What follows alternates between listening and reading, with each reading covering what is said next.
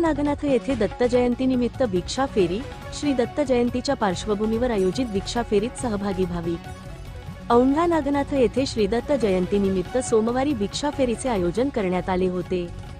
यातून नगदी स्वरूपातील मदत व धान्य जमा करण्यात आले। फेरी शहरातील विविध मार्गाने काढण्यात आली होती।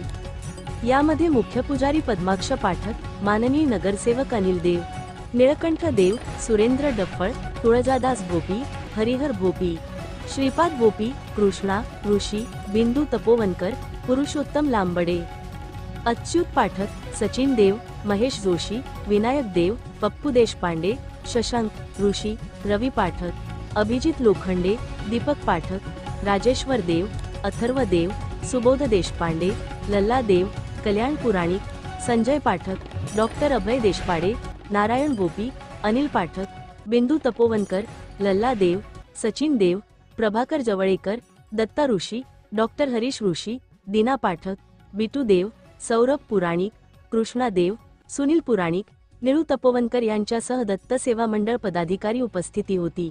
न्यूज 7 महाराष्ट्रासाठी दत्तात्रय शेगुकर, औंढा नागनाथ, हिंगोली।